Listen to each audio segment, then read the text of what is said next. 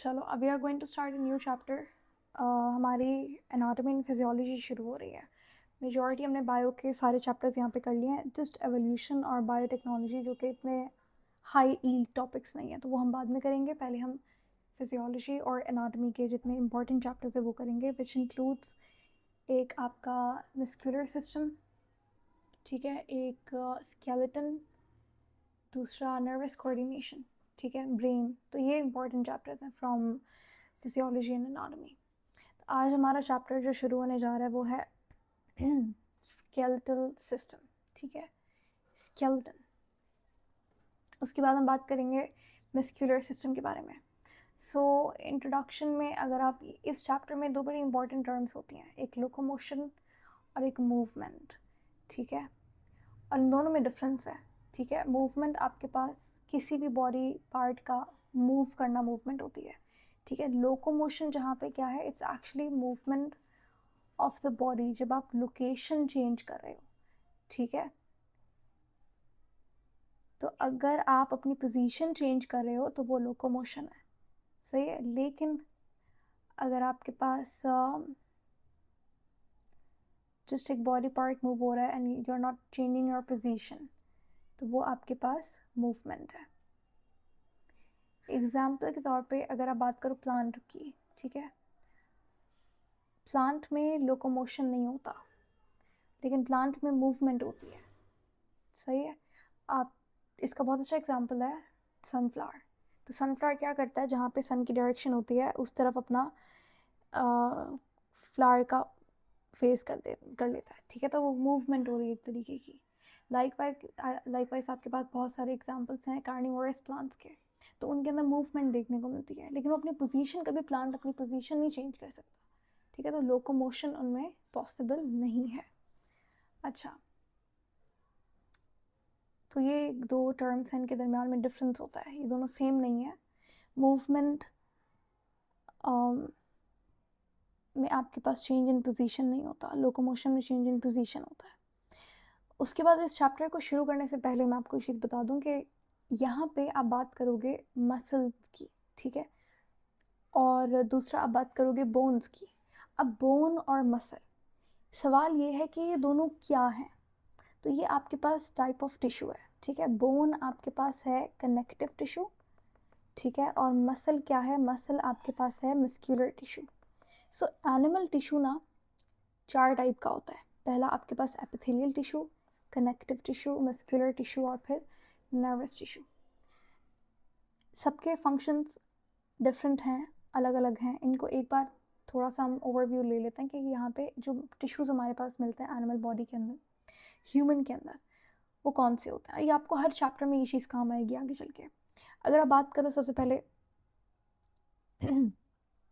Sorry epithelial tissue की, ठीक है, तो एपिथेलियल टिश्यू आपके पास कवरिंग के लिए इस्तेमाल होता है, ठीक है। जहाँ पे चाहे वो आउटर लेयर बनानी हो, चाहे वो इंटरनल लेयरिंग करनी हो कहीं की, तो वो वहाँ पे आप क्या कौन सा टिश्यू इस्तेमाल करते हो, एपिथेलियल टिश्यू। तो एपिथेलियल टिश्यू का काम होता है कवरिंग करना, ठीक है, प्रोटेक्शन करना। खासकर जो बॉडी सरफेसेस होता है वहाँ पे एपिथेलियल टिश्यू इस्तेमाल होता है। अगर आप, इसका बहुत अच्छा एग्जांपल है ब्लड वेजल्स, ठीक है। सो ब्लड वेजल्स में हमारे पास कैपिलरी क्या होती है, कैपिलरी एक तरीके की ब्लड वेसल है जिसमें आपके पास जो एक्सचेंज होता है गैसेस का या फिर दूसरी चीज़ों का सेल और ब्लड के दरमियान में, वो कैपिलरीज के थ्रू होता है। अगर आप कैपिलरी का स्ट्रक्चर देखो तो कैपिलरी एक्चुअल में क्या है, एक सिंगल लेयर है एपिथेलियल टिश्यू की, ठीक है। यहाँ पे स्क्वामस एपिथेलियल टिश्यू होता है, तो इट्स कैपिलरी सिर्फ एपिथेलियल टिश्यू की ये एक सिंगल लेयर है। इसी तरीके से आप एग्जांपल देखो लंग्स का, ठीक है, लंग्स में एल्वुलाई होता है, सही है। अब एल्वुलाई और ब्लड के दरमियान में जो एक्सचेंज होता है, तो यहाँ पे भी आपको एपिथेलियल टिश्यू मिलेगा, स्क्वामस एपिथेलियल टिश्यू। सो एपिथेलियल टिश्यू जहाँ पे आपको मिलता है तो वहाँ पे एक्सचेंज वाले फंक्शंस हो रहे होते हैं, और दूसरा कवरिंग के लिए एपिथेलियल टिश्यू इस्तेमाल होता है। तो ये हो गए एपिथेलियल टिश्यू के फंक्शंस। उसके बाद हमारे पास आता है कनेक्टिव टिश्यू। अब कनेक्टिव टिश्यू के बहुत सारे एग्जांपल्स हैं। कनेक्टिव टिश्यू का आपको नाम से आइडिया हो जाएगा कि इस टिश्यू का काम होता है दो चीज़ों को कनेक्ट करना, ठीक है। लेकिन लाजिम ऐसा ज़रूरी नहीं है। अब इसका इस एतबार से अगर आप देखो तो कार्टिलेज इसका बहुत अच्छा एग्जाम्पल है, ठीक है, बोन्स।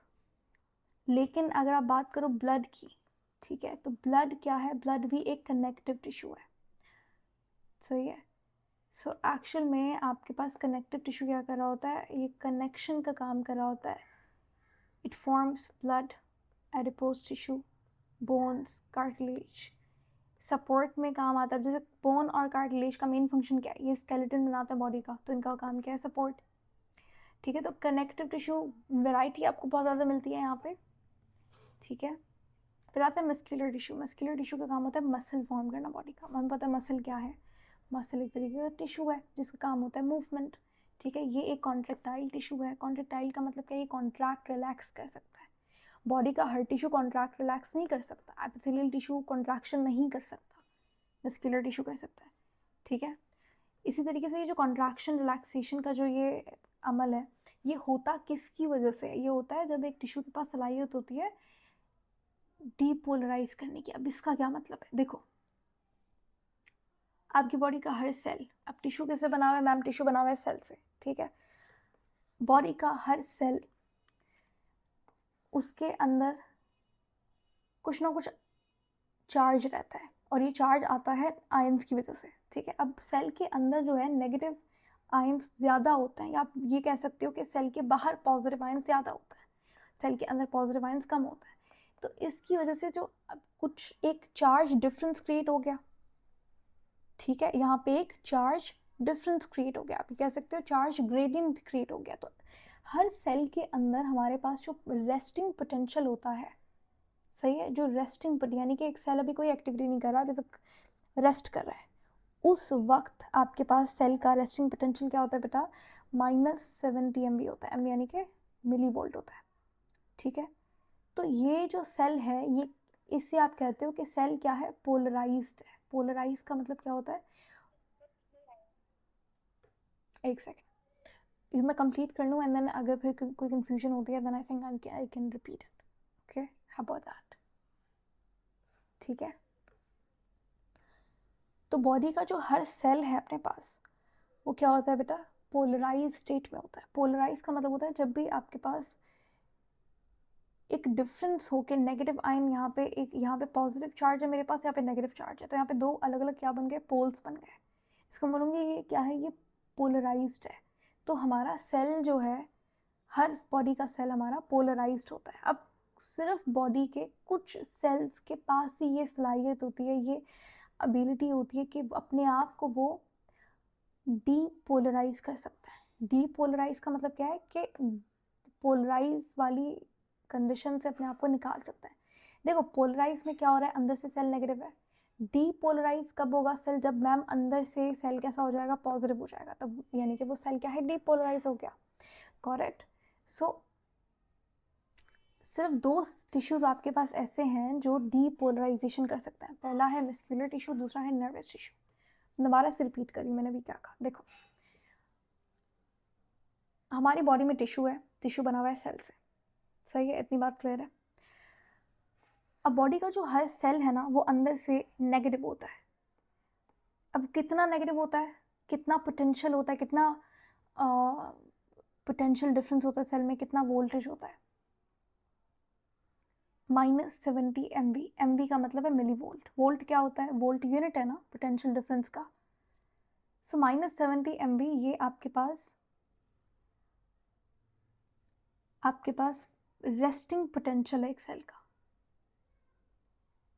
मैम ये नेगेटिव क्यों होता है, तो ये नेगेटिव होता है नेगेटिव आयंस की वजह से। फॉर एग्जांपल सेल के अंदर क्लोरीन ज़्यादा है, या फिर एक इसका बहुत बड़ा रीज़न ये है कि हमारे पास जो सोडियम पोटेशियम पंप होता है ना, तो सोडियम पोटेशियम पंप कैसे काम करता है, एक्टिव ट्रांसपोर्ट के लिए सोडियम पोटेशियम पंप बहुत काम आता है। ये काम इस तरीके से करता है कि आपके पास सेल के अंदर से 3 सोडियम पॉजिटिव बाहर जाता है, और अब कोई चीज़ क्या हो रही है, बाहर आ रही है, तो कोई चीज़ अंदर जाएगी। एंटीपोर्ट पढ़ाया था मैंने आपको। एंटीपोर्ट क्या होता है, जब दोनों आयंस क्या हो रहे हो, ऑपोजिट डायरेक्शन में ट्रैवल कर रहे हो। सो 3 सोडियम मेरे पास बाहर आए, तो 2 पोटेशियम पॉजिटिव क्या होता है, अंदर जाता है।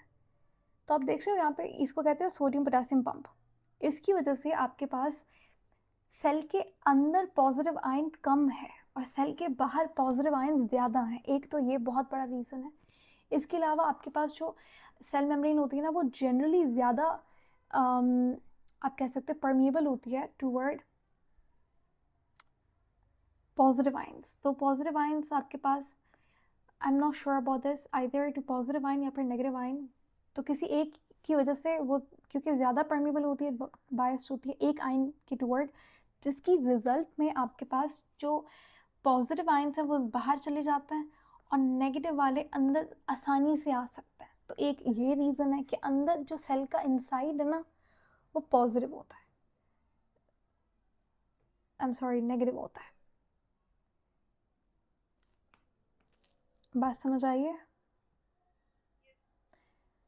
सो हर सेल क्या होता है, -70 एक पोटेंशियल रखता है। इसको आप कहते हो रेस्टिंग पोटेंशियल। सेल कोई काम नहीं कर रहा, ठीक है, जैसे मसल है तो मसल कॉन्ट्रैक्ट नहीं कर रहा, अभी रेस्ट कर रहा है, तो उस टाइम पे जो उसका पोटेंशियल है उसको मैं बोलूँगी रेस्टिंग पोटेंशियल। तो रेस्टिंग पोटेंशियल कितना होता है हमारे पास, -70 MV। और ये याद रखना है क्योंकि ये चीज़ आपको जब आप इम्पल्स फॉर्मेशन पढ़ेंगे तब भी काम आएगी, जब आप मसल्स में कॉन्ट्रैक्शन रिलैक्सेशन वाला प्रोसेस पढ़ेंगे तब भी आपको ये चीज़ काम आएगी। तो इसे हम कहते हैं रेस्टिंग पोटेंशियल, ठीक है। और ये सेल कैसा है, इस सेल ये जो स्टेट है सेल की, इसे आप कहते हो पोलराइज्ड स्टेट।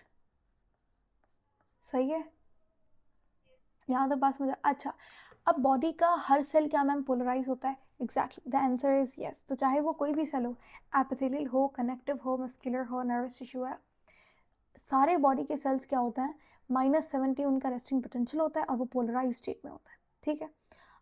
अब सिर्फ 2 सेल्स, 2 टिश्यूज ऐसे हैं जो अपने आप को क्या कर सकते हैं, डीपोलराइज कर सकते हैं। डीपोलराइज का मतलब क्या है कि पोलराइज का ऑपोजिट क्या होगा, अगर मैं सेल के अंदर पॉजिटिव कर दूँ, बाहर के मुकाबले पॉजिटिव अंदर है ज़्यादा, तो इसको मैं डीपोलराइज कह सकती हूँ।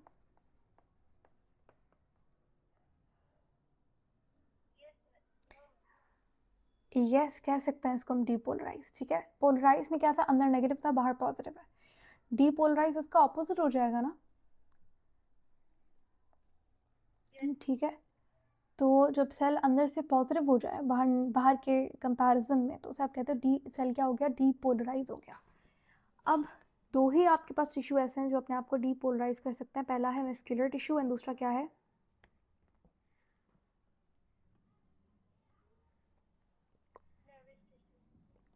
नर्वस टिश्यू, ठीक है।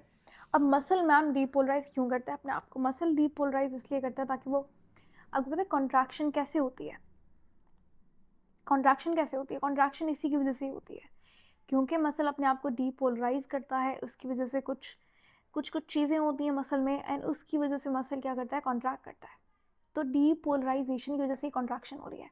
इसी तरीके से हमारे पास जो नर्वस टिश्यू है, जो न्यूरॉन है मेरे पास, ठीक है, न्यूरॉन के अंदर जब डीपोलराइजेशन होती है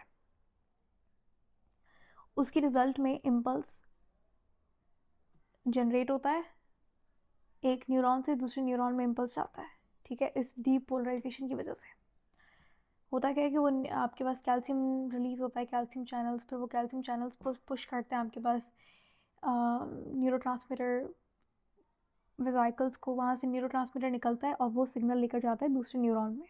इन बड़ा से शॉर्ट करके मैंने आपको बताया। सो ये एक पूरा प्रोसेस है, ये आप पढ़ोगे आगे चल के, ठीक है। यहाँ तक बात समझ आ गई? तो ये दोनों सेल्स मेरे पास क्या हो सकते हैं, डीपोलराइज हो सकते हैं। बाकी आपके पास नर्वस टिश्यू है, ये आपको नर्वस सिस्टम में मिलता है और इसका काम होता है इम्पल्स को ट्रांसफ़र करना, सिग्नल लेकर जाना brain to senses and senses to brain. अब हम आगे चलते हैं। इसी तरीके से हमारे पास प्लांट टिश्यू के जब टाइप्स की बात आती है तो प्लांट टिश्यू में सच कोई मस्कुलर टिश्यू, नर्वस टिश्यू नहीं होता। ये काफ़ी कॉम्प्लेक्स टिश्यूज़ हैं और बहुत ही एडवांस टिश्यूज़ हैं, तो ये एनिमल्स में मिलते हैं, प्लांट में नहीं मिलते। प्लांट का टिश्यू इज़ मोर सिंपलर, ठीक है। ये हमारे अभी टॉपिक का पार्ट नहीं है, लेकिन जस्ट अगर आप क्यूरियस हो जानने के लिए, तो प्लांट में किस तरीके का टिश्यू मिलता है, प्लांट में कैसा टिश्यू होता है। तो प्लांट में जस्ट आपको यहाँ पे मैं ऐसी ओवरव्यू दे रही हूँ। प्लांट में दो तरीके का टिश्यू होता है, एक होता है इमेच्योर टिश्यू जिसका काम होता है डिवीजन करना, जिसका काम होता है दूसरे नए सेल्स बनाना, इसे हम कहते हैं मेरिस्टेमेटिक टिश्यू। ठीक है, ये प्लांट की ग्रोथ के लिए इंपॉर्टेंट होता है। ये ऐसी जगह पे मिलता है जहाँ पे मैक्सिमम ग्रोथ होती है। ठीक है, एग्जाम्पल के तौर पे रूट्स के जो टिप्स हैं यहाँ पे बहुत ज़्यादा सेल डिवीजन होती है, तो वहाँ पे आपको मेरिस्टेमेटिक टिश्यू मिलेगा। शूट्स पे, ठीक है, जो शाखें होती हैं तो उनके एंड्स पे शूट्स जिन्हें कहते हैं, तो इनका काम होता है डिवीजन करना। मेरिस्टेमेटिक टिश्यू डिवाइड करके बनाता है क्या, परमानेंट टिश्यू। तो परमानेंट टिश्यू आगे डिवाइड नहीं करता। सही है, इसके नाम से पता लग रहा है भाई एक बार बन गया सो सॉरी।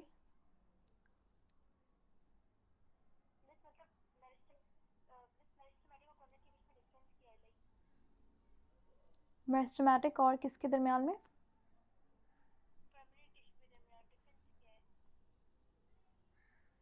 मेरिस्टेमेटिक टिश्यू का काम है सेल डिवीजन करना। ठीक है, परमानेंट टिश्यू के अभी हम टाइप्स पढ़ेंगे तो वहाँ पे आपको इसका फंक्शन पता लग जाएगा। तो काफ़ी डिफरेंस है। देखो यहाँ पे इन सेल्स का काम क्या है, डिवीजन करके परमानेंट टिश्यू बनाना। जो प्लांट के अंदर प्रोसेसेस हो रहे हैं, जैसे फॉर एग्जांपल जाइलम टिश्यू पानी कैरी कर रहा है, फ्लोएम टिश्यू स्टार्च कैरी कर रहा है। ठीक है, तो मेरिस्टेमेटिक टिश्यू ये काम नहीं करता। मेरिस्टेमेटिक टिश्यू कॉम्प्लेक्स टिश्यू बनाता है, फिर वो टिश्यूज़ अपना अपना काम कर रहे होते हैं। ठीक है, तो ये टिश्यू असल में मेरिस्टेमेटिक टिश्यू ही।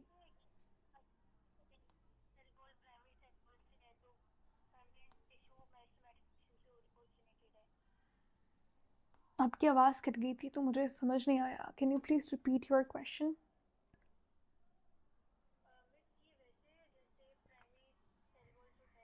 हम्म,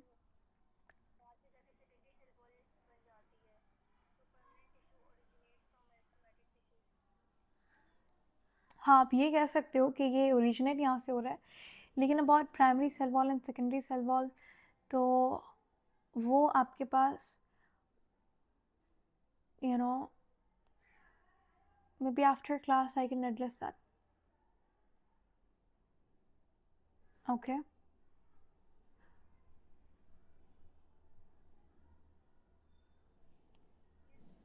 ठीक है, I am not very sure about it, तो इसको हम बाद में देख लेते हैं। अभी let's stick to the topic and then फिर उसको हम बाद में एड्रेस करेंगे। ठीक है, आगे चलें। ओके, तो आपके पास परमानेंट टिश्यूज़ में डिवीजन नहीं होती इनका। देखो अगेन आई थिंक अब यहाँ पे क्लियर हो जाएगा, परमानेंट टिश्यूज़ का स्पेसिफिक फंक्शन होता है। अब परमानेंट टिश्यूज़ में भी सिंपल परमानेंट होते हैं, कॉम्प्लेक्स परमानेंट होते हैं। सिंपल परमानेंट के टाइप्स हैं पेरेन्काइमा, स्क्लेरेन्काइमा एंड कोलेन्काइमा। ठीक है, और यहाँ पे इनके फंक्शंस लिखे हुए हैं। सो पेरेन्काइमा फूड स्टोर करता है, पानी स्टोरेज करने का काम करता है। स्क्लेरेन्काइमा आपको स्ट्रेंथ प्रोवाइड करता है। आपके पास जो सेकेंडरी सेल वॉल होती है वो बनी हुई होती है स्क्लेरेन्काइमा से। So your question I think वो अब समझ आ गया होगा आपको कि जो आपके पास सेकेंडरी सेल वॉल है वो किससे बनी हुई है, परमानेंट टिश्यू से बनी हुई होती है, स्क्लेरेन्काइमा से बनी हुई होती है, टू बी वेरी स्पेसिफिक। ठीक है,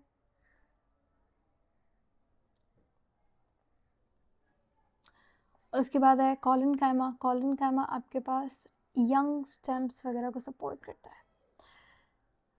कॉम्प्लेक्स परमानेंट टिश्यू में हमारे कॉम्प्लेक्स और सिंपल में क्या फ़र्क है? सिंपल यानी कि आपको एक ही तरीके का यहाँ पे सेल देखने को मिलेगा। कॉम्प्लेक्स परमानेंट में आपको डिफरेंट तरीके के सेल्स यहाँ पे देखने को मिलेंगे। एग्जाम्पल के तौर पे अगर आप जाइलम को देखो, ठीक है, तो जाइलम टिश्यू में आपको ट्रैकियट्स मिलती हैं, वेजल्स मिलते हैं, फाइबर्स मिलते हैं। तो ये फर्दर आपके पास सिंपल परमानेंट टिश्यू है।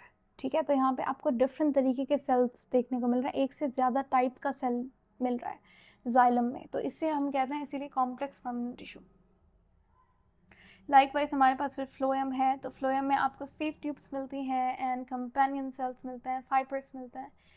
ठीक है, जाइलम आपके पास पानी और मिनरल्स को लेकर जा रहा होता है, ट्रांसपोर्ट कर रहा होता है from roots to aerial parts of the plant. ठीक है, एरियल पार्ट कहते हैं जो पार्ट्स एयर में है, जैसे लीव्स हो गए, स्टेम हो गई, ठीक है, फ्लावर्स हो गए में भी। अच्छा, फ्लोएम का काम होता है ट्रांसपोर्ट करना किसको, फूड को। अब फूड से मुराद यहाँ पे ऑफ कोर्स कार्बोहाइड्रेट, शुगर है। तो प्लांट जो शुगर बनाता है वो ग्लूकोज होती है, तो इसे वो कन्वर्ट करता है किस में, सुक्रोज में, क्योंकि सुक्रोज एक नॉन रिड्यूसिंग शुगर है तो उसे ट्रांसपोर्ट करना आसान होता है। तो सुक्रोज कैरी करता है कौन, phloem, from one part two another. अब फ्लोएम कहाँ से कहाँ ट्रांसपोर्ट कर रहा है इस शुगर को, जाहिर है शुगर बनती कहाँ पे,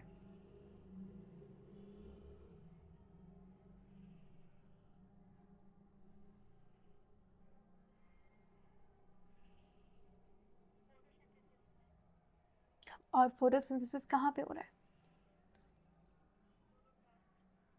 लीफ में हो रहा है ना, मतलब तो लीफ से आपके पास क्या होता है, बाकी पार्ट्स में ट्रांसपोर्ट की जाती है शुगर और फिर उन्हें उसे स्टोर किया जाता है, ठीक है। तो जैसे एनिमल के अंदर, ह्यूमन के अंदर जो स्टोर्ड फॉर्म होती है शुगर की वो क्या होती है, ग्लाइकोजन होती है, ठीक है। उसी तरीके से प्लांट में जो स्टोर्ड फॉर्म ऑफ शुगर होती है वो क्या होती है,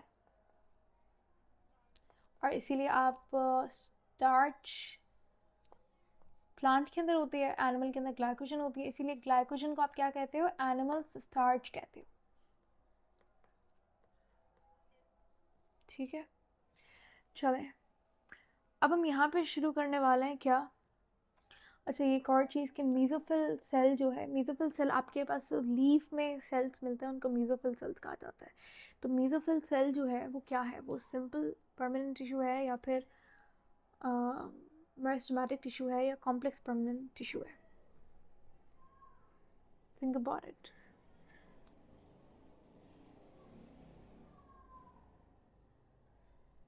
ठीक है, अच्छा यहाँ पे एक छोटा सा पॉइंट लिखा हुआ है कि आपके पास जो बोन और कार्टिलेज है ये दोनों क्या है, कनेक्टिव टिश्यू के टाइप है, और इनके अंदर जो आपको प्रोटीन मिलता है वो मिलता है कोलेजन, सही है। तो बोन और कार्टिलेज में फिर मैम डिफरेंस क्या है, डिफरेंस बहुत सारे हैं, आगे हम पढ़ेंगे डिटेल में, लेकिन अगर आप बात करो स्ट्रक्चर के डिफरेंस की तो बोन में आपको जो कोलेजन मिलता है वो टाइप 1 कोलेजन होता है, ठीक है, जिसकी वजह से बोन क्या होती है, काफ़ी रिजिड होती है। लेकिन जो कार्टिलेज है उसमें आपको टाइप 2 कोलेजन मिलता है, और टाइप 2 क्या होता है, सॉफ्ट होता है, इसलिए कार्टिलेज क्या होता है, सॉफ्ट होता है, फ्लेक्सिबल होता है, बोन रिजिड होती है, हार्ड होती है, स्ट्रांग होती है, ठीक है। तो इसमें मिलता है आपको टाइप 1 और इसमें मिलता है टाइप 2 कोलेजन, ठीक है। कोलेजन क्या है, हमने पढ़ा था बायोमोलिक्यूल्स में, it's a type of functional protein, fibrous protein है, सही है, जो कि स्ट्रक्चर बनाने के काम आता है। अच्छा, अब असल में ये तो था इंट्रोडक्शन, अब हम स्टार्ट करेंगे आपके पास बोन का स्ट्रक्चर। सो बोन, जैसे कि मैंने बताया, बोन आपके पास एक कनेक्टिव टिश्यू का टाइप है, bone is made up of, so bone के अंदर आपको मेनली क्या मिलता है, मेनली आपको मिनरल्स मिलते हैं, मिनरल्स में दो इम्पॉर्टेंट नाम, पहला कैल्शियम फॉस्फेट, ठीक है, और दूसरा कैल्शियम कार्बोनेट। उसके बाद आपको कोलेजन फाइबर मिलता है, इसके मैट्रिक्स में आपको कौन सा फाइबर मिलता है, कोलेजन फाइबर मिलता है।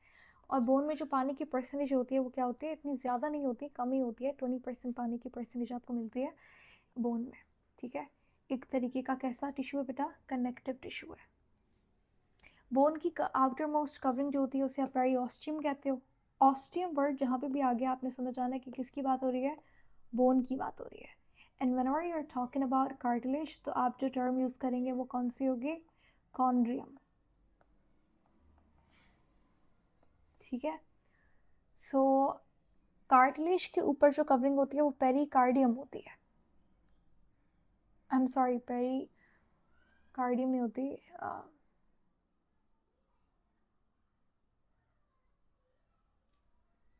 थिंक पेरिकार्डियम होती है, क्योंकि ना ओके असल में I usually get confuse between heart की जो लेयर होती है, तो हार्ट में हमारे पास पेरिकार्डियल होती है, पेरिकार्डियम, सो या आई थिंक पेरिकार्डियम जो है वो हार्ट में होती है, और या इसमें आपने कंफ्यूज नहीं होना, तो कार्टिलेज में जो होती है वो पेरिकॉन्ड्रियम होती है, ठीक है, दोनों अलग अलग बातें हैं। अब बोन की क्या है, पेरिओस्टियम है, तो ये दोनों, ये तीनों आपने याद रखनी है। तो कार्डियम वर्ड जहाँ पे आता है कार्डियम या कार्डियल, तो वो हार्ट से रिलेटेड है। कॉन्ड्रियल वर्ड रिलेटेड है किससे? कार्टिलेज से। और ऑस्टियम जो है वो वहाँ पे बोन की बात हो रही है, ठीक है। सो पेरी ऑस्टियम जो है वो किसकी लेयर होती है? आउटर मोस्ट लेयर होती है बोन की, सही है। और अंदर की तरफ जो कवरिंग होती है वो उसे आप एंडो ऑस्टियम कहते हो। एंड पेरी यानी कि बाहर, आउटर मोस्ट, और एंडो का मतलब अंदर। अब बोन को आप डिवाइड करते हो 3 इक्वल पार्ट्स में, ठीक है। इसके जो एंडिंग होती है ना, एंडिंग, इसे आप कहते हो, अच्छा ये एक जिसका बाहर निकल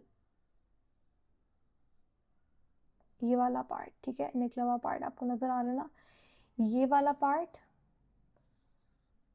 इसे आप कहते हैं एपिफाइसिस, ठीक है। जो इसका सबसे मेन पार्ट है, सेंट्रल पार्ट है, इसे हम कहते हैं डायाफाइसिस। और जो डायाफाइसिस और एपिफाइसिस के दरमियान में ये जो जंक्शन आपको दिख रहा है, इसे हम कहते हैं मेटाफाइसिस। हमने क्या देखा? एक आपके पास है जी यहाँ पे, ये है एपिफाइसिस, ठीक है। एपिफाइसिस को आप स्पंजी या फिर कैंसलस बोन भी कहते हो। बीच में आपके वो दिख रहा है यहाँ पे डायाफाइसिस, डायाफाइसिस को कॉम्पैक्ट बोन भी कहता है। एंड दोनों के दरमियान में जो जंक्शन है, ये वाला पार्ट, इसे आप कहते हैं मेटाफाइसिस। अब जो जो एपिफाइसिस है, वहाँ पे आपको मिलता है रेड बोन मैरो, ठीक है। क्या मिलता है? रेड बोन मैरो मिलता है। रेड बोन मैरो का काम होता है ब्लड सेल्स को प्रोड्यूस करना। सारे आपके पास जो ब्लड सेल्स है, चाहे वो फिर आरबीसी हो या डब्ल्यूबीसी हो, वो आपके पास बनते हैं कहाँ पे? बोन मैरो में बनते हैं। बोन मैरो के 2 टाइप्स होते हैं, एक रेड बोन मैरो और एक yellow bone marrow. Red bone marrow आपको कहाँ पे मिलता है? बोन की एंडिंग में, एपिफाइसिस में, एक्जैक्टली जो स्पंजी पार्ट है बोन का, वहाँ पे आपको रेड बोन मैरो मिलता है। मेजॉरिटी जो बोन मैरो आपको मिलेगा वो रेड मिलेगा यहाँ पे एपिफाइसिस में। जो येलो बोन मैरो होता है वो बेसिकली कहाँ पे होता है? डायाफाइसिस में होता है। तो डायाफाइसिस में आपको खाली जगह मिलती है। इस खाली जगह को, ये खाली जगह को आप कैविटी कहते हो, तो ये खाली जगह को, इस कैविटी का नाम क्या है? मेडुलरी कैविटी, ठीक है। बोन में मिलती है मेडुलरी कैविटी। सो आपको जो येलो बोन मैरो है वो मिलता है मेडुलरी कैविटी में। Ma'am red bone marrow, yellow, दोनों में डिफरेंस क्या है? क्योंकि रेड आपने बता दिया कि इसका काम होता है ब्लड सेल्स बनाना, ठीक है। लेकिन येलो बोन मैरो का काम क्या होता है? आपकी गाड़ी में आपने देखा होगा एक स्पेयर टायर हमेशा रखा हुआ होता है, ताकि जब भी पंक्चर हो जाए तो आप उसको रिप्लेस कर सकते हो, राइट। सो एक्चुअल में समझो कि जो येलो बोन मैरो है ना, वो असल में स्पेयर बोन मैरो है। सो जैसे फॉर एग्जांपल अगर किसी कोई इमरजेंसी हो, कोई इमरजेंसी सिचुएशन हो, और वहाँ पे लेट्स से अगर किसी का एक्सीडेंट हो जाता है, ठीक है, और बहुत ज़्यादा ब्लड लॉस हो गया। अब बॉडी में जो ब्लड का वॉल्यूम है वो हमें मेंटेन करना है, हर ऑर्गन को ब्लड चाहिए क्योंकि ऑक्सीजन चाहिए और न्यूट्रिएंट्स वगैरह चाहिए। तो ब्लड इंपॉर्टेंट, बहुत ज़्यादा ब्लड लॉस हो गया, तो उस केस में क्या होगा कि ब्लड सेल्स बनाना, हमारी बॉडी क्या करती है? शॉक में आ गई, ब्लड सेल्स बहुत जल्दी प्रोड्यूस करिए, ब्लड सेल्स अपनी तरफ से पूरा ट्राई कर रही है बॉडी। अच्छा, तो यहाँ पे क्या होगा कि रेड बोन मैरो जो है वो जो डिमांड है उसको मीट ना कर पाए, तो ऐसी इमरजेंसी, ये सिर्फ एक एग्जांपल है, ठीक है। ऐसी इमरजेंसी सिचुएशन में जो येलो बोन मैरो है ना, वो कन्वर्ट होता है किसमें? रेड में। और फिर वो जल्दी जल्दी क्या करता है? ज़्यादा क्वांटिटी में ब्लड सेल्स बनाता है, ठीक है, टू रिकवर जो ब्लड लॉस हुआ था उसको, ठीक है।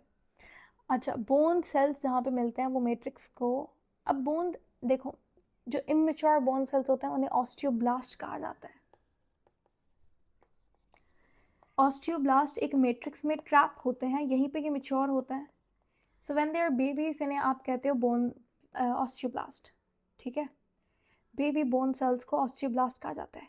जिस मैट्रिक्स में ये ट्रैप होते हैं इसे लेक्यूना कहा जाता है। इमेच्योर ब्लड नहीं, इमेच्योर बोन सेल्स ऑस्टियोब्लास्ट कहते हैं उन्हें। इमेच्योर से मुराद ग्रोइंग बोन सेल्स, ठीक है, उन्हें ऑस्टियोब्लास्ट कहते हैं। ऑस्टियोब्लास्ट बनाने वाले, ऑस्टियोब्लास्ट किससे बनते हैं? तो ऑस्टियोब्लास्ट बनते हैं ऑस्टियोजेनिक progenitor cells.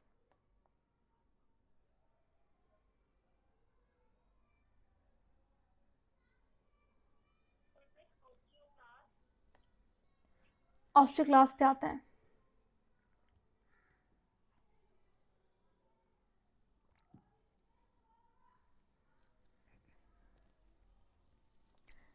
तो ये जो कैविटी होती है जिसे आपने नाम दिया था क्या, मेरिलरी कैविटी, इसमें आपको मिलता है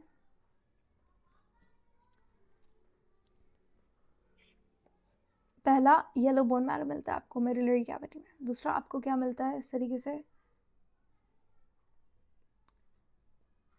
कैविटीज मिलती हैं। इन कैविटीज को आप कहते हो ऑस्टियन। सही है। ऑस्टियन के अंदर आपको एक कैनाल मिलती है, ये ऑस्टियन है फॉर एग्जांपल, तो इसके अंदर आपको इस तरीके से क्या मिलेगी, खाली जगह, एक कैविटी। तो इसे आप कहते हो हैवर्जन कैनाल। ठीक है, हैवर्जन कैनाल इसे कहा जाता है। ये ऑस्टियन के सेंटर में मिलती है। सो ये आपके पास बोन का स्ट्रक्चर था। हमने क्या पढ़ा, एपिफाइसिस, डायाफाइसिस और मेटाफाइसिस। उसके बाद हमने देखा जो मेरिलरी कैविटी थी उसके अंदर येलो बोन मैरो था, और जो एपिफाइसिस है वहाँ पे आपको रेड बोन मैरो मिलता है। अच्छा, जो लॉन्ग बोन्स होती हैं हमारे पास, उनके एंडिंग में आपको मिलता है एक कार्टिलेज। जनरली ये कार्टिलेज होता है वो हेलन कार्टिलेज होता है। हेलन एक टाइप है कार्टिलेज का। ठीक है,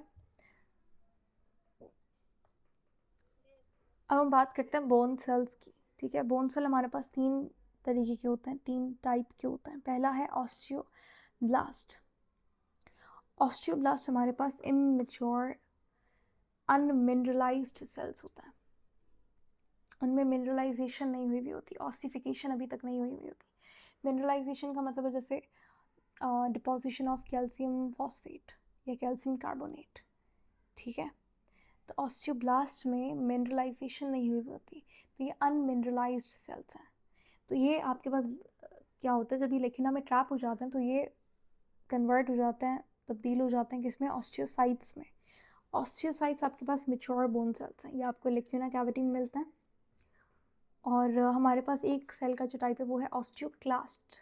क्लास्ट नाम से पता लग रहा है इसका काम क्या होता है, इसका काम होता है कट करना। किसको कट करना, बेसिकली बोन को कट करना। तो ऑस्टियोक्लास्ट क्या करते हैं, ऑस्टियोक्लास्ट बोन को शेप देने का काम कर रहे होते हैं, उसको रीमॉडल कर रहे होते हैं, री शेप कर रहे होते हैं, और जो आपके पास कैल्शियम डिपोजिशन है उसको भी कंट्रोल करते हैं ऑस्टियोक्लास्ट।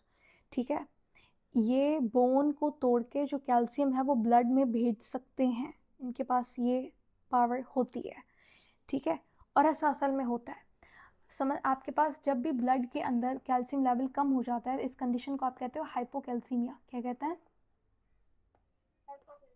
हाइपो यानी कि कम, कैल्शियम यानी कि कैल्शियम लेवल अगर ब्लड में कम हो जाए तो आप उसे कहते हो हाइपोकैल्सीमिया।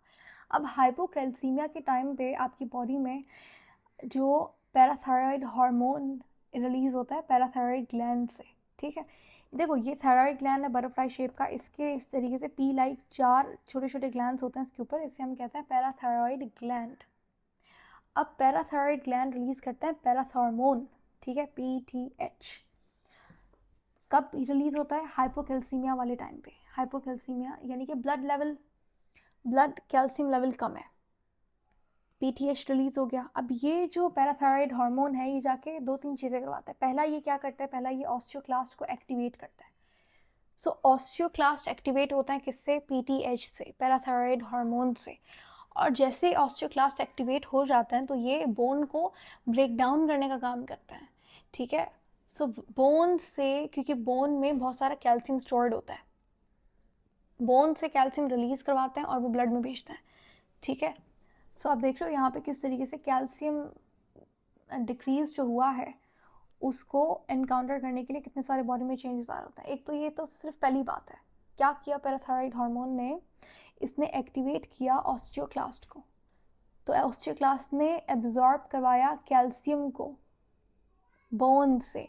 ठीक है, पहली बात। दूसरी बात, ये जो हार्मोन है पैराथायरॉयड हार्मोन, ये जाके आपके पास कैल्शियम की एब्जॉर्प्शन को इंक्रीज़ करवा देता है। इंटेस्टाइन में और दूसरा आपके पास किडनी में भी। तो इस तरीके से भी कैल्शियम क्या होता है, इन जगहों से ब्लड में आता है ताकि ब्लड लेवल दोबारा से क्या हो जाए, नॉर्मल हो जाए, ब्लड में कैल्शियम लेवल नॉर्मल हो जाए ब्लड में। सही है। तो ये होता है आपके पास हाइपोकैल्सीमिया वाले टाइम पे। एक कंडीशन होती है इसकी ऑपोजिट, अगर ब्लड में कैल्शियम लेवल ज़्यादा हो जाए तो उसे आप कहते हो हाइपरकैल्सीमिया। हाइपरकैल्सीमिया वाले टाइम पे जो हार्मोन रिलीज होता है वो कैल्सीटोनिन होता है। ठीक है। तो ये सारी ये जो 3 मैंने आपको पॉइंट्स बताया ना, इसकी ऑपोजिट चीज़ें करता है। ये ऑस्टियोक्लास्ट को क्या करेगा, कैल्शियम को ब्लड से भेजेगा बोन में। सही है। कैल्सीटोनिन और क्या करेगा, ये अगर एक्स्ट्रा हमारे पास कैल्शियम है तो आपकी बॉडी से ये अनडाइजेस्टेड फूड और दूसरा यूरिन के थ्रू पास हो सकता है। सही है। तो ये तीनों चीज़ें क्या होंगी, ऑपोजिट होंगी in terms of hypercalcaemia. Okay. एक आपके पास वर्ड है कैल्सीमिया। कैल्सीमिया रिलेटेड है कैल्शियम से। ठीक है। और एक वर्ड होता है कैल्सीट्रायोल। कैल्सीट्रायोल आपके पास नाम है, दूसरा नाम है किसका, साइंटिफिक नेम है विटामिन डी का। तो कैल्सीमिया अलग है, कैल्सीट्रायोल अलग है। कैल्सीट्रायोल और कैल्सीटोनिन भी याद रखना है। कैल्सीटोनिन हार्मोन है, कैल्सीट्रायोल विटामिन डी का दूसरा नाम है। और विटामिन डी जो है वो एब्जॉर्प्शन करवाता है कैल्शियम की। तो अगर आपकी बॉडी में कैल्शियम डेफिशिएंसी है तो उसका एक रीज़न ये भी हो सकता है कि विटामिन डी इम्बैलेंस है। ठीक है। तो बॉडी कैल्शियम को तभी एब्जॉर्ब कर सकती है जब हमारे पास विटामिन डी मौजूद हो। तो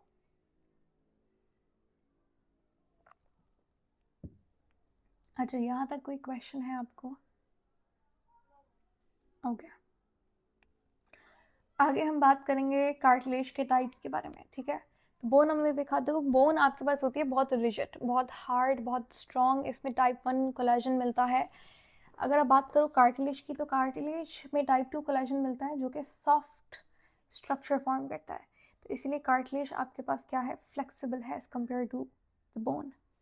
कार्टिलेज के 3 टाइप्स होता है। पहला है हायलिन कार्टिलेज, दूसरा है फाइब्रोकार्टिलेज और तीसरा है आपके पास इलास्टिन कार्टिलेज। अब इन सब की लोकेशन अलग अलग होती है। पहले हम बात करेंगे हायलिन कार्टिलेज की। जो सबसे अबंडेंट, सबसे ज़्यादा क्वांटिटी में पाया जाने वाला जो कार्टिलेज होता है वो हायलिन कार्टिलेज होता है। सबसे हार्डेस्ट, सबसे मजबूत जो है वो फाइब्रोकार्टिलेज होता है। ठीक है।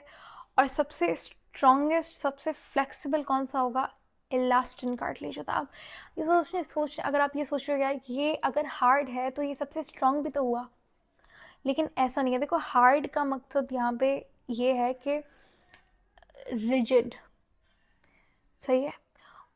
जहाँ पे फाइब्रोकार्टिलेज क्या है, हार्ड है, वो फ्लेक्सिबल नहीं है। और जो चीज़ फ्लेक्सिबल नहीं होती वो आसानी से क्या होती है, ब्रेक डाउन हो सकती है। जहाँ पे आपके पास इलास्टिन कार्टिलेज क्या है, इसमें इलास्टिसिटी ज़्यादा है, ये ज़्यादा फ्लेक्सिबल है, तो ये स्ट्रॉन्ग ज़्यादा हुआ। ठीक है। सब इसे बेंड करोगे तो ये टूटेगा नहीं, बेंड हो जाएगा। ठीक है। अब इनकी लोकेशन के बारे में अगर आप बात करो तो आपको हायलिन कार्टिलेज सबसे अबंडेंट है। ये आपको कहाँ कहाँ मिलता है, हायलिन कार्टिलेज आपको सारा हमारा जो रेस्पिरेटरी ट्रैक्ट है ना, वहाँ पे सारा आपको हायलिन कार्टिलेज मिलेगा। आपको नोज़ यानी कि जो नेज़ल कैविटी है वहाँ से लेकर जो ट्रैकिया के ऊपर आपने सुना होगा ना, इस तरीके से सी शेप्ड कार्टिलेज होता है। तो ये कार्टिलेज कौन सा होता है, ये हायलिन कार्टिलेज ही होता है। ठीक है। उसके बाद ना सिर्फ ट्रैकिया, ये जो सी शेप्ड कार्टिलेज होता है ये हमारे ब्रोंकाई और प्राइमरी ब्रोंकाई, सेकेंडरी ब्रोंकाई और टर्शियरी ब्रोंकाई, इन सब में आपके पास सी शेप्ड कार्टिलेज मिलता है। तो यहाँ पे सारा ये हायलिन कार्टिलेज मिलेगा आपको। इसके अलावा नेज़ल का जो नोज़ है, ठीक है, नोज़ का जो आउटर स्ट्रक्चर है ये भी यहाँ पे आपको हायलिन कार्टिलेज मिलेगा। तो respiratory tract is made up of अपना हायलिन कार्टिलेज।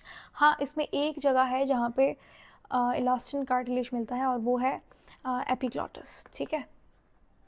एपिग्लॉटिस आता तो रेस्पिरेटरी ट्रैक्ट में है, लेकिन वो बना हुआ होता है इलास्टिन कार्टिलेज से। अगर जिसको नहीं पता एपिग्लॉटिस क्या होता है, तो आपके पास ये आगे की तरफ ट्रैकिया होती है और इसके पीछे क्या होती है, इसोफेगस होती है, फूड पाइप होती है। ठीक है। तो जब आप खाना खाते हो तो वो फेरिंग्स में जब आता है, फेरिंग्स आपके पास कॉमन पाथवे है एयर और फूड दोनों के लिए। यहाँ से आगे ये दोनों चीज़ें क्या होती हैं, अलग अलग रास्ते पे निकलती हैं। जैसे फूड है तो वो एसोफेगस में जाएगा, ठीक है। जो एयर है वो आपके पास डाइवर्ट होती है कहाँ पे, ट्रैकिया में। अगर गलती से भी खाना ट्रैकिया में, एयर पाइप में, वेंट पाइप में चला जाए, सो ये वो बहुत प्रॉब्लमेटिक हो सकती है चीज़, ठीक है।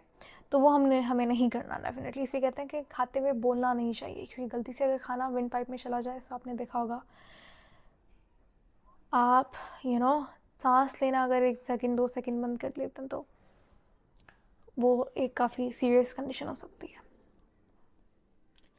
अब ये जो फूड है इसको किस तरीके से हम अवॉइड करें कि ये ट्रैकिया में ना जाए। तो ट्रैकिया के ऊपर ना, ट्रैकिया की जो ओपनिंग होती है उसे ग्लॉटिस कहते हैं। ट्रैकिया की जो ओपनिंग होती है उसे ग्लॉटिस कहा जाता है। ग्लॉटिस के ऊपर एक फ्लैप लाइक स्ट्रक्चर होता है। जैसे ये मेरे पास ट्रैकिया है, ठीक है, इसके ऊपर इस तरीके से एक फ्लैप लाइक स्ट्रक्चर है जो क्लोज होता है और जो ओपन होता है, ठीक है। तो खाना जब आप क्या करेंगे, स्वेलो करेंगे, तो उस वक्त ये फ्लैप नीचे हो जाता है, ठीक है, ताकि वो ट्रैकिया की ओपनिंग को कवर कर ले, ट्रैकिया का मुंह जो है उसे बंद कर ले, ताकि खाना जो है वो एसोफेगस में ही ऑटोमेटिकली चला जाए, ठीक है। और गलती से अगर ये फ्लैप सही से बंद ना हो तो फूड पार्टिकल्स ट्रैकिया में जा सकते हैं। वी डोंट वांट दैट, सही है। अभी एक मैंने आपको टर्म बताई, ग्लॉटिस। ग्लॉटिस कहते हैं ओपनिंग ऑफ ट्रैकिया। ग्लॉटिस के ऊपर ये जो फ्लैप लाइक स्ट्रक्चर आपको दिख रहा है, ये कार्टिलेज से बना हुआ होता है। कौन से कार्टिलेज से बना हुआ होता है, इलास्टिन कार्टिलेज से बना हुआ होता है, और इसे एपीग्लॉटिस कहते हैं, ठीक है। एपी का मतलब होता है ऊपर, अबव। तो ग्लॉटिस के ऊपर जो कवर है वो एपीग्लॉटिस कहलाता है, बना हुआ होता है इलास्टिन कार्टिलेज से, सही है। तो मैंने अभी आपसे कहा था कि सारा जो रेस्पिरेटरी सिस्टम है ना, वो फॉर्म होता है हेलन कार्टिलेज से, लेकिन उसमें आपके पास जो एपीग्लॉटिस है, it is made up of elastin cartilage. इसके अलावा आपके पास स्टर्नम, रिब्स, यहाँ पे आपको हेलन कार्टिलेज मिलता है। फाइब्रो कार्टिलेज आपको मिलता है गर्डल्स में, ठीक है। पेक्टोरल गर्डल में मिलता है। पेक्टोरल गर्डल क्या होता है आगे हम पढ़ेंगे। जो आपके पास हिप एरिया होता है, वहाँ पे जो बोन्स होती हैं, हिप बोन्स, तो उसे आप पेक्टोरल गर्डल कहते हो। इसके अलावा नी जॉइंट, ठीक है, घुटने में आपको जो नी कैप होता है, वहाँ पे आपको फाइब्रो कार्टिलेज मिलता है। हेलन भी मिलता है वहाँ पे, सही है। इलास्टिन कार्टिलेज आपको सबसे फ्लेक्सिबल जो कार्टिलेज है ना, जैसे ईयर पिन्ना जो है वो काफ़ी फ्लेक्सिबल, आप हाथ लगा के खुद देख सकते हो। उसके बाद मैंने आपको बताया एपीग्लॉटिस, ठीक है। लैरिंग्स हो गया, लैरिंग्स किसे कहते हैं, वॉइस बॉक्स को कहते हैं। पे वोकल कॉर्ड्स होते हैं जो वाइब्रेट करती हैं तो साउंड प्रोड्यूस होता है, ठीक है। ये आपको ट्रैकिया के माउथ पे मिलता है, लैरिंग्स, ठीक है। तो ये सारी चीज़ें एग्जाम्पल्स हैं किसके, इलास्टिन कार्टिलेज के। ओके, एनी क्वेश्चन सो फार?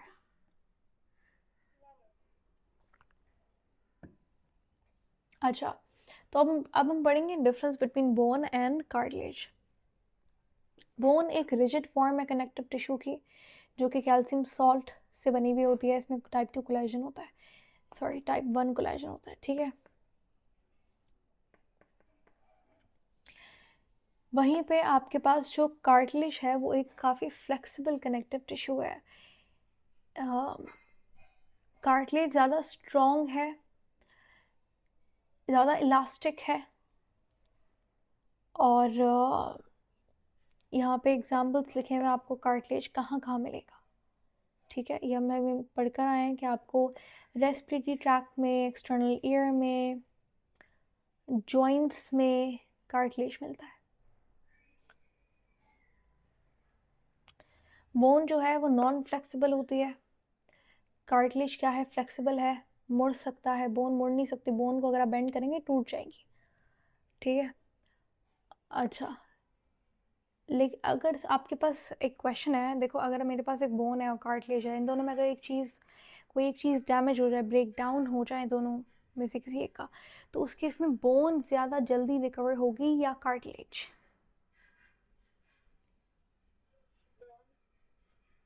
Bone, Y?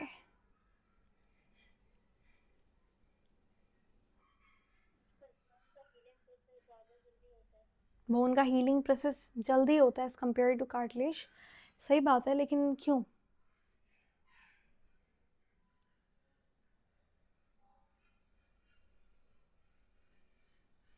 क्योंकि आपके पास बोन में ब्लड सप्लाई होता है, ठीक है, जिसकी वजह से उसे राइट अमाउंट ऑफ न्यूट्रिएंट्स वगैरह सही से मिल रहा होता है। कार्टिलेज में कोई भी ब्लड सप्लाई नहीं होता, सो इसीलिए बोन का जो हीलिंग प्रोसेस है वो ज़्यादा फास्टर होता है एज़ कम्पेयर टू कार्टिलेज।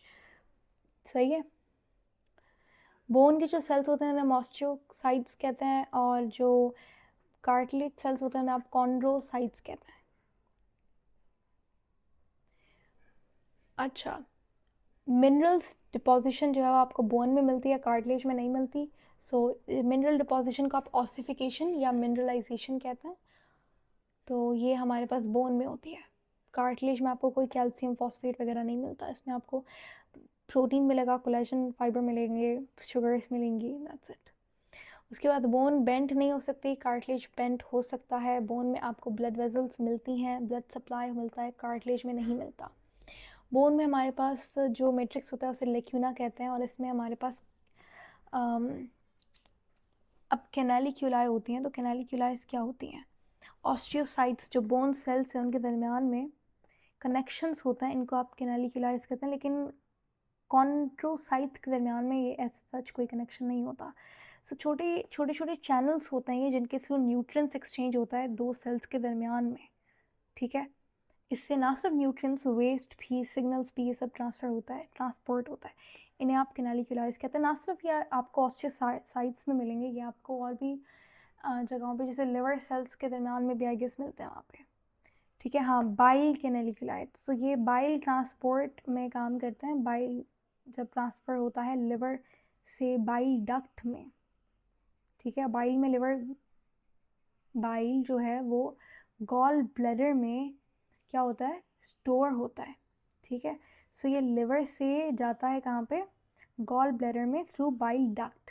तो ये ट्रांसफ़र कैसे होता है, इन्हीं स्मॉल चैनल्स की वजह से ट्रांसफ़र होता है। तो यहाँ पे ये लिखा हुआ है कि बोन में आपको ये चैनल्स मिलते हैं, कार्टिलेज में नहीं मिलते।